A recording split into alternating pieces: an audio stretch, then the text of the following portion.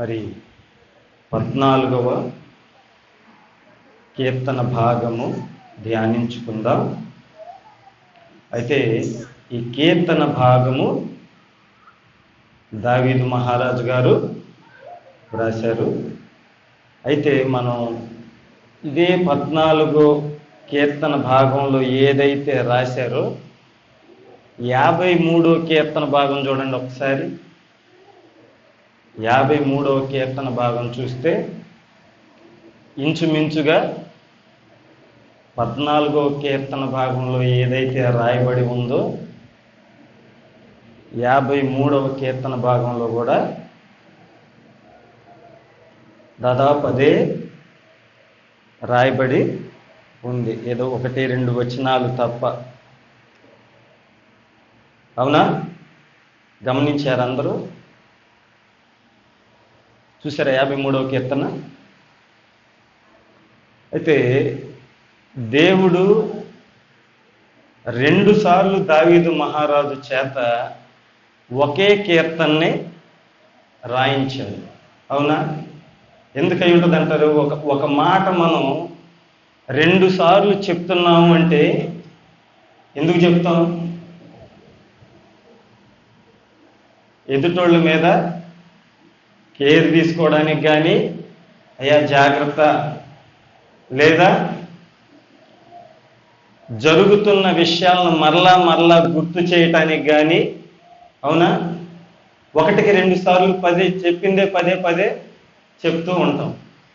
కాబట్టి ఇక్కడ ఈ కీర్తన భాగం కూడా 2 సార్లు రాయబడి ఉంది. 14వ కీర్తన భాగము, మరలా 53వ కీర్తన భాగంలో కూడా అవే మాటలు వ్రాయబడి ఉన్నాయి.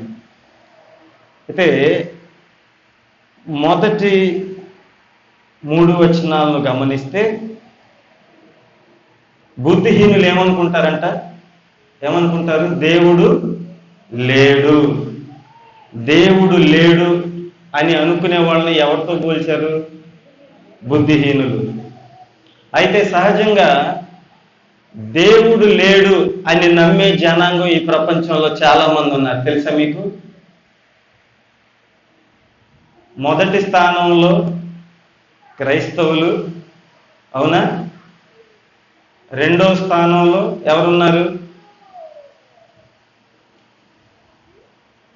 చైనీస్కి సంబంధించిన కన్ఫ్యూషియస్ అలాంటిది ఒక మతం ఉంటే, 3వ దాంట్లో ముస్లిం ఉంటే, 4 నాస్తికులు, అంటే దేవుడంటే లేడు అనేవాళ్ళు 4వ ప్లేస్లో ఉన్నారు. అవునా?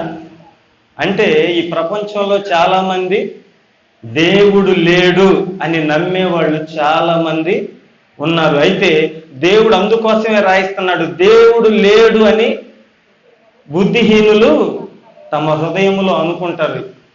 అయితే దేవుడు లేడు అని అనుకునే వారికి పాప భీతి ఉండదు. ఉంటుందా? ఎందుకంటే దేవుడు ఉన్నాడు అంటే ఏదో ఒక రోజు మనం చేసిన పాపాలను బట్టి మనల్ని శిక్షిస్తాడు, మనల్ని దండిస్తాడు, ఆయన ఉగ్రతకి మనం పాత్రులు కావాల్సి వస్తుందనే భయం ఉంటుంది. అవునా? లేదు? కానీ దేవుడు లేడు అని అనుకునే వారికి ఏ మాత్రం కూడా కొంచెమైనా పాప భీతి అనేది ఉండదు. కాబట్టి వారు చెడిపోయి అసహ్యమైన కార్యాలు చేసేవారు. మేలు చేసేవాడు వాళ్ళలో ఒక్కడు కూడా లేడు. కాబట్టి మనం ఏం చేయాలి అంటే వివేకము కలిగి దేవుణ్ణి వెతకాలి. అయితే దేవుడు ఆకాశం నుండి నరులను పరిశీలించి చూస్తూ ఉంటే వివేకము కలిగి దేవుణ్ణి వెతికేవారు ఎవరైనా ఉన్నారా? వివేకము కలిగి అంటే ఇప్పుడు దేవుణ్ణి వెతికేవారు ఎవరు అంటే వివేకులు, జ్ఞానము కలిగిన వారు. అందుకే దేవుని యందు భయభక్తులు కలిగి ఉండటమే జ్ఞానమునకు మూలం. కాబట్టి వివేకము కలిగిన వారు ఎవరైనా ఉన్నారా, లేదా దేవుణ్ణి వెతికేవారు ఎవరైనా ఉన్నారా అని చూసినప్పుడు యెహోవా ఆకాశము నుండి చూచి నరులను పరిశీలించి చూస్తే వాళ్ళందరూ ఎలా ఉన్నారంటే బొత్తిగా చెడిపోయి దారి తప్పిపోయి మేలు చేసేవాడు ఒక్కడు కూడా లేడు. ఈ విషయాలను గమనిస్తే అపోస్తులుడైన పౌలు భక్తుడు రోమీయులకు రాసిన 3వ అధ్యాయంలో కూడా నరుల గురించి ఒక మాట చెప్పాడు. చదువుతారా?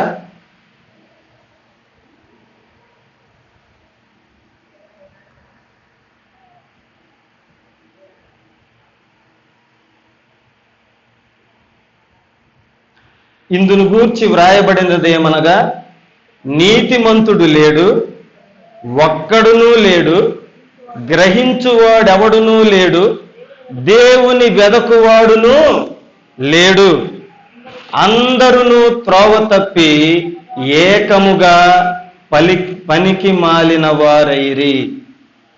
అందరూ ఏం చేస్తున్నారంట? ఇదే విషయాన్ని ఎవరు చెబుతున్నారు? మళ్ళీ పౌలు భక్తుడు రోమా సంఘానికి హెచ్చరిస్తా ఉన్నాడు. ఈరోజు దేవుడు మన సంఘానికి కూడా హెచ్చరిస్తా ఉన్నాడు. ఏమని అంటే, నీతిమంతుడు అనేవాడు ఒక్కడూ లేడు, గ్రహించేవాడు ఎవడూ లేడు, దేవుణ్ణి వెతికేవాడు ఎవడూ లేడు, అందరూ త్రోవ తప్పి ఏకంగా పనికి మాలిన వాళ్ళు అయిపోయారు. నాయన నువ్వు జాగ్రత్త, నువ్వు కూడా అదే స్థితిలో ఉన్నావేమో ఈరోజు. అయితే దేవుణ్ణి వెదికితే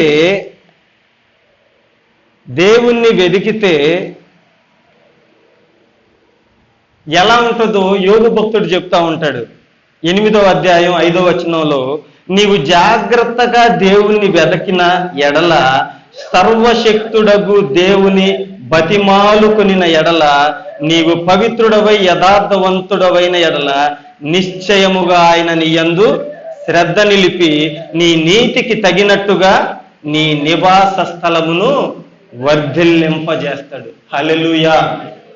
నువ్వు ఆయన్ని వెదికితే, నువ్వు నీతిగా ఉంటే, నువ్వు యథార్థంగా ఉంటే, దేవుడు ఏం చేస్తాడంట? నీ నివాస స్థలమును వర్ధిల్లింపజేస్తాడు. నిజంగా మనం దేవుణ్ణి వెదికే వారిగా ఉంటున్నామా లేదా? చాలాసార్లు ఉదయాన్నే లేవగానే తడుముకుంటా ఉంటాం. దేనికోసం? ఫోన్ కోసం.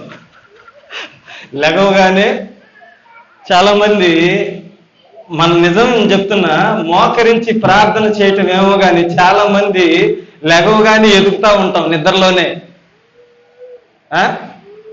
ఏదో మరి ఏం బంగారం దాచిపెట్టాము మరి ఆ ఫోన్లో అర్థం కాదు కానీ లెగవగానే ఏడుందా అని పక్కనే వెతుకుతూ ఉంటాం. అయితే దేవుణ్ణి వెతకటం మానేసి మనం ఈ లోక సంబంధమైన వాటిని వెతుకుతున్నాం, కానీ దేవుణ్ణి వెతకటం మర్చిపోయాం. కాబట్టి దేవుడు హెచ్చరిస్తున్నాడు ఈరోజు. ఏమని అంటే, నేను ఆకాశం నుంచి నరులారా మిమ్మల్ని అందరినీ నేను చూస్తూ ఉన్నాను, కాబట్టి వివేకము కలిగి దేవుణ్ణి వెదకండి. కాబట్టి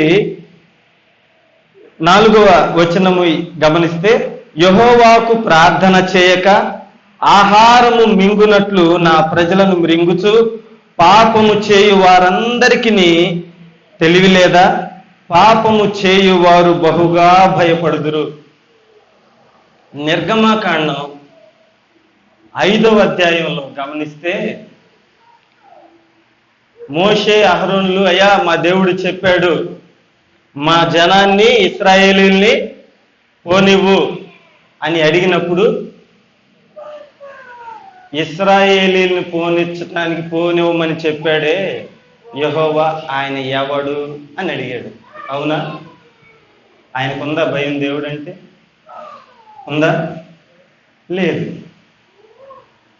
యెహోవా ఎవడు అన్న నోటితోనే, అయ్యా మీ దేవుడు సర్వశక్తిమంతుడు అని ఆయన నోటితోనే ఒప్పుకునేటట్టు చేశాడు. ఆమేన్. అవునా కదా? ఫరో, యెహోవా ఎవడు, మీ జనాన్ని నేను ఎందుకు పోనిచ్చాలంటే, ఎప్పుడైతే తెగుళ్ళు మీద తెగుళ్ళు వచ్చినాయో దెబ్బకు భయపడిపోయి, అయ్యా నేను పాపం చేశాను, మీ దేవుడు నీతివంతుడు న్యాయవంతుడు, మిమ్మల్ని నేను పోనిస్తా. ఎట్లా? మామూలుగా కదా, చోట రాసి ఉంటుంది, బలమైన హస్తము చేత పోనిచ్చాడంట దేవుడు. అర్థమైందా? ఏ చేతితోనైతే ఇశ్రాయేలీల్ని ఇక్కడి నుంచి ఐగుప్తు నుంచి పోనివ్వకూడదని ఆపాడో అదే చేతులతో అయ్యా మీరు ఎక్కడి నుంచి వెళ్ళిపోండి అనేటట్లు చేశాడు దేవుడు. కాబట్టి పాపము చేయువారు బహుగా భయపడుదురు. ఫరో భయపడ్డా లేదా? భయపడ్డా లేదా? కాబట్టి పాపం చేసే వాళ్ళకి ఏముంటది? భయం ఉంటుంది. పాపం చేసినప్పుడు ఆదాము కూడా ఏం చేశాడు? వెళ్ళి భయపడి చెట్టు చాటును దాక్కున్నాడు. అవునా? చెట్టు చాటును దాక్కోవాల్సినంత అవసరం ఏముంది? అయ్యా ఆదామా నువ్వెక్కడా అని దేవుడు పిలిచినప్పుడు అంతకుముందు సంతోషంగా, ఎప్పుడు దేవుడు దిగి వస్తే అప్పుడు సంతోషంగా వెళ్ళి కౌగిలించుకునే ఆదాము ఈరోజు ఎక్కడున్నాడండి? దేవుడు పిలిస్తే చెట్టు చాటున దాక్కున్నాడు. ఎందువల్ల దాక్కున్నాడంటే పాపం చేశాననే భయం వచ్చింది ఆదాముకి. అవునా? కాబట్టి నిజంగా ఆ భయం మనలో ఉంటే ముందు అసలు పాపం జోలికి వెళ్ళం. అవునా? పాపం అంటే భయం ఉంటే మనం పాపం చేయటానికి సాహసించం. 5వ వచనం గమనిస్తే, ఎందుకనగా దేవుడు నీతిమంతుల సంతానము పక్షమున నున్నాడు, బాధపడు వారి ఆలోచనను మీరు తృణీకరించుదురు, అయినను యెహోవా వారికి ఆశ్రయమై ఉన్నాడు. కాబట్టి ఎవరైతే నీతిగా న్యాయంగా ఉంటారో దేవుడు వారి సంతానం, వారి పక్షానే కాదు కానీ వారి సంతానము పక్షముగా కూడా ఉంటాడు. అలాగే బాధపడు వారి ఆలోచనను వీరు తృణీకరిస్తారేమో కానీ యెహోవా వారికి ఆశ్రయమై ఉన్నాడు. కాబట్టి చెరలో ఉన్న ఇశ్రాయేలు జనాంగాన్ని అనేక సార్లు ఐగుప్తు నుంచి, అషూరు చెర నుంచి, బబులోను చెర నుంచి, అవునా కాదా? తర్వాత మొదటి శతాబ్దంలో ఇశ్రాయేలీలందరూ చెదరగొట్టబడితే 2000 సంవత్సరాల తర్వాత మళ్ళీ 1945వ సంవత్సరంలో 48వ సంవత్సరంలో వారందరినీ ఒక దేశముగా కూర్చిన దేవుడు ఈరోజు ఎవరికి తోడై ఉన్నాడు? మనందరికీ తోడై ఉన్నాడు. అంటే ఎవరైతే బాధపడుతూ ఉన్నారో, ఎవరైతే దేవుణ్ణి ఆశ్రయిస్తూ ఉన్నారో వారందరి పక్షముగా దేవుడు ఈరోజు పోరాడుతూ వారికి ఆశ్రయమై ఉన్నాడు. కాబట్టి సియోనులో నుండి ఇశ్రాయేలునకు రక్షణ కలుగునుగాక. యెహోవా చెరలోని తన ప్రజలను రప్పించున్నప్పుడు యాకోబు హర్షించును, ఇశ్రాయేలు సంతోషించును. కాబట్టి చెరలో నుంచి విడిపించబడ్డ జనాంగం ఎవరు? ఇశ్రాయేలీలు మాత్రమే కాదు కానీ మనము కూడా పాపము అనే బంధకాల నుంచి, పాపము అనే చెరలో నుంచి విడిపించబడ్డ జనాంగము. కాబట్టి మనం కూడా అందును బట్టి హర్షించాలి. దేవుడు ఈ చిన్న కీర్తన భాగాన్ని దీవించి ఆశీర్వదించునుగాక. ఆమేన్.